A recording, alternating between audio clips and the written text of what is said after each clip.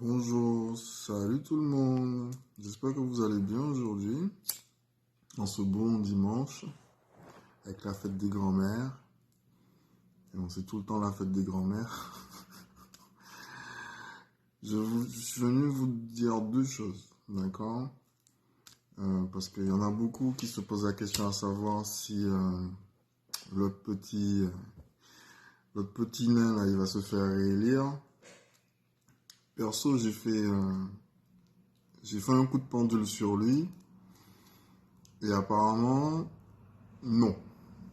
Ok? Mais il y a un petit souci que j'arrive pas à détecter parce que je pense que le ciel ne veut pas qu'on sache et parce qu'ils veulent nous laisser vivre aussi ce truc-là. Mais c'est comme si l'élection va se faire, mais que il y aura personne de décidé. Parce que j'ai demandé si c'était Pécresse, on m'a dit non. On m'a même pas dit non, on m'a dit ils savent pas. J'ai demandé si c'était Le Pen, ils m'ont dit qu'ils savent pas. Et j'ai fait sur la plupart des candidats et apparemment ils savent pas. C'est drôle parce que tous les autres candidats, ils savent pas.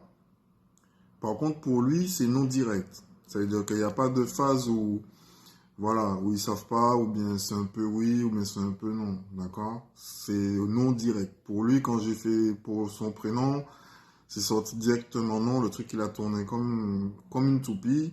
J'ai dit ok, il n'y a pas de problème. Par contre, une chose qui est sûre, c'est que si vous vous basez sur les sondages, forcément, ben oui, il est réélu.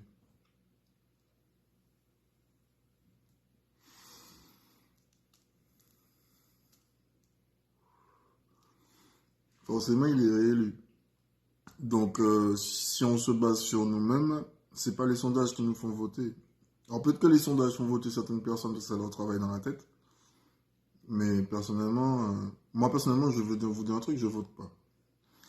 Je vote pas pourquoi? Parce que si tu arrives à faire voter des chiens qui sont morts, si tu arrives à faire voter des gens qui sont morts, ça veut dire que mon vote ne compte pas. Et ça, il faut le comprendre. Mais c'est comme ça. Ils ont instauré le vote en espérant que, et puis pas en espérant, parce que les gens ils vont voter en pensant que voilà, que leur voix compte. Mais en réalité, leur voix ne compte pas, parce que si leur voix comptait, ça fait longtemps que des gens ne seraient pas passés en tant que président. Parce que si on regarde bien, dans toutes les élections qui ont été faites depuis, on va dire depuis 2000, même avant, même depuis, comment on appelle ça, depuis Mitterrand, ce sont des élections volées. D'accord? Les présidents sont mis à la tête des nations, non pas par le vote du peuple, mais par le vote des plus riches. Et les plus riches, eux, tout ce qu'ils veulent, c'est engranger de l'argent sur la tête des pauvres. Donc, je ne vais pas vous dire de ne pas aller voter, puisque de toute façon, chacun sa conviction. Ok? Mais personnellement, je vais vous dire un truc, ils vont nous la mettre à l'envers. D'accord? Cette année encore, ils vont nous la mettre à l'envers. Donc ça, c'était juste pour l'élection qui arrive. Et pour vous dire que la lune du 18, elle va faire mal. La lune qui arrive, là, le 18 février-mars, oui, parce que moi, je suis en décalage avec le temps, j'ai pas de montre. Si vous regardez bien, j'ai pas de montre. Et je regarde jamais l'heure. C'est comme ça. Je me base sur le soleil pour savoir quelle heure il est. Mais bon, ça, c'est un autre discours. Et en fait, quand vous regardez bien, dans toutes les, comment dire ça, dans tous les pays, aucun président n'a été élu réellement par le peuple. Si vous regardez le Brésil, Bolsonaro, il n'a pas été élu par le peuple. Il a été élu par d'autres États qui avaient besoin qu'il soit là parce que, ben oui, il fallait du bois, il fallait de la production. Donc, ben, on savait qu'il était sur ça. Et donc, la première chose qu'il a fait, c'était brûler l'Amazonie. Donc, tous les présidents sont mis, en fait, par rapport à un intérêt. Donc, on verra le prochain qui arrive. Je pense que Pécresse, franchement, je suis entre deux femmes. Je ne sais pas pourquoi, mais je sens qu'il y a une femme qui va être présidente. Mais bon, après, ça, c'est au petit bonheur la chance. Je peux me tromper, Mais c'est au petit bonheur la chance, quoi. En tout cas, sur ce côté-là, on n'a pas voulu me laisser voir. Donc si on n'a pas voulu me laisser voir, ça veut dire que le ciel, à un certain moment, il se dit, c'est bon, arrête de demander et puis vis le truc. Donc on va vivre le truc. Deuxièmement, je vais vous parler d'un truc. C'est que là, la conjonction qui arrive le 18, il y a deux choses qui remontent, ok? C'est la solidarité, mais aussi la colère, d'accord? Il y aura une très très très grande colère. Il y aura aussi des pourparlers. Sauf que les pourparlers ne vont mener à rien. Pour la simple raison que les gens sont tellement butés qu'ils vont vouloir voir ce que ça donne, ok? On est en guerre depuis les années 2000, d'accord? On a eu le 11 septembre.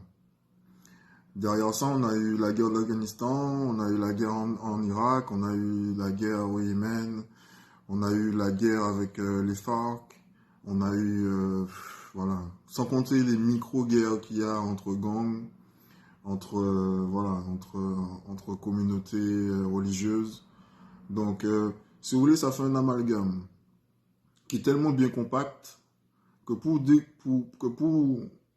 débloquer tout ça, il faut forcément une catastrophe.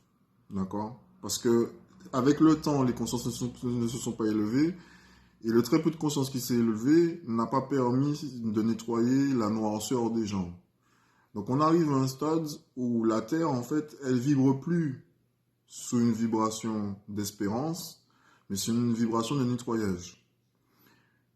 Je vais vous dire un truc qui est très important. Sur Terre, beaucoup de personnes sont mortes. Le sang a coulé depuis des milliards d'années. D'accord?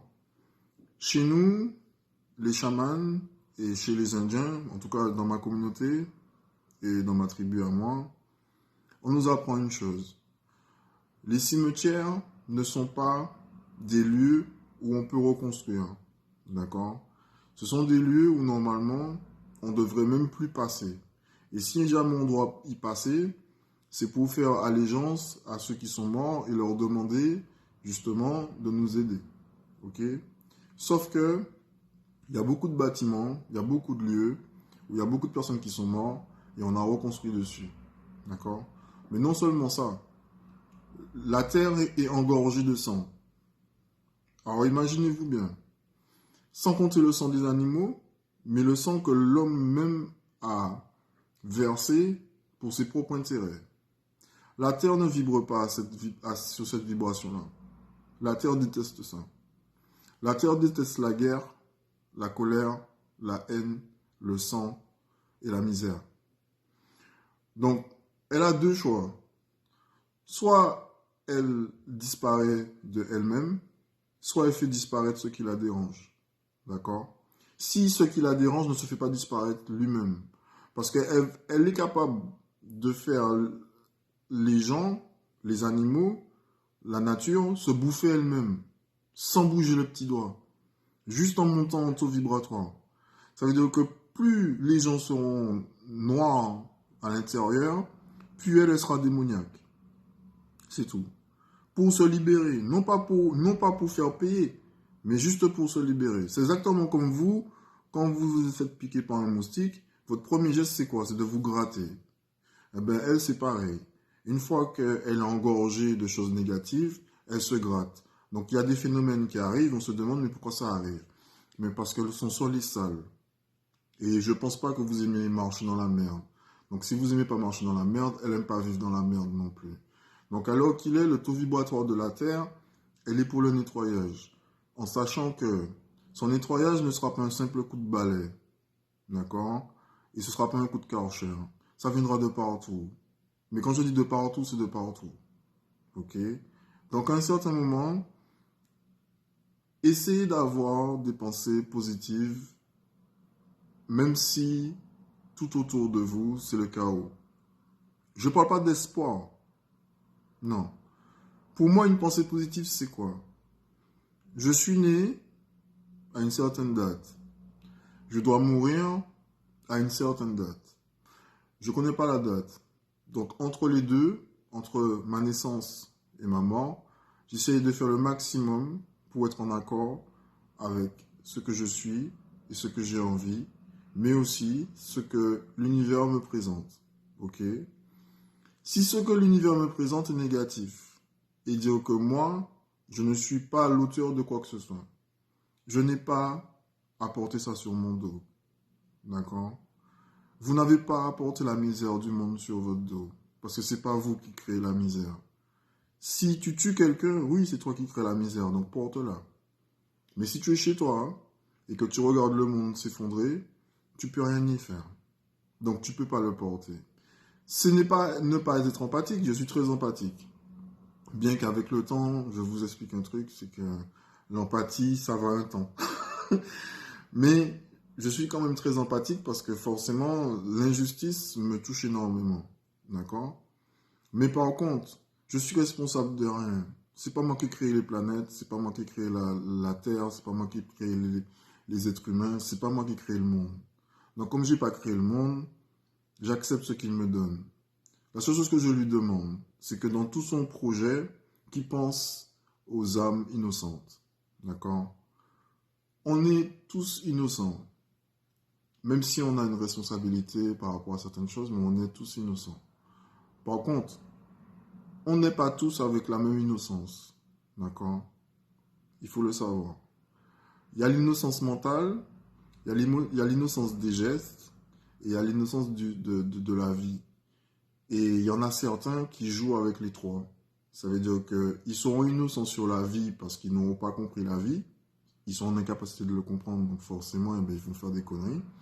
Il y a l'innocence du geste parce qu'ils ont voulu croire en quelque chose, donc ils ont fait un geste qui a répercuté quelque chose de négatif. Et il y a l'innocence, ce que j'appelle l'innocence voulue. Ça veut dire que je fais semblant de ne pas voir. Ok? C'est un peu comme un monde de bisounours. Jusqu'au jour où cette innocence-là part, parce qu'on vous met dans une situation où forcément, il faut ouvrir vos yeux. Et à ce moment-là, vous avez l'impression que tout s'écroule autour de vous. Forcément, parce qu'il fallait vous réveiller. Donc, moi, je vous conseille un truc. Essayez, dans votre entourage, par rapport à vos familles, par rapport à vos enfants, d'être réellement en harmonie avec eux. Et pour être en harmonie avec eux, c'est pas ne pas leur montrer la tristesse, mais ne pas leur montrer qu'il n'y a que ça. D'accord? Si vous n'avez pas de quoi manger, c'est pas grave. Si vous n'avez pas d'argent, c'est pas grave. Si vous n'avez pas la vie que vous vouliez mener, c'est parce que vous ne deviez pas la mener. Donc c'est pas grave. Mais par contre, gardez toujours le sourire. Gardez toujours l'envie de donner sans vouloir recevoir. Parce que donner, c'est recevoir. Peut-être pas par la personne à qui vous avez donné, mais l'univers redonne toujours ce qu'on donne. Parce que si on donne quelque chose, ça veut dire qu'au fond de nous, il va nous manquer quelque chose. D'accord? Ou peut-être qu'on a cette chose-là en profusion, donc forcément, autant en donner. Donc le retour ne se fait pas par l'être humain, mais le retour se fait par l'univers. Donc, essayez de donner sans vous dire que demain, ce sera le pire. Et même si c'est le pire, dites merci. Voilà. Je vous souhaite un bon dimanche, une bonne fête des grands-mères, pour ceux qui sont grands-mères. Et pensez à un truc aussi. On a été enfant. On a tous été enfants. Donc, on sait ce que c'est que la souffrance d'un enfant. Donc, essayez de donner beaucoup d'amour à vos enfants. Justement, pour que quand vous soyez grand-père ou grand-mère, qu'ils vous souhaitent une bonne fête. Bon dimanche à vous et à très bientôt.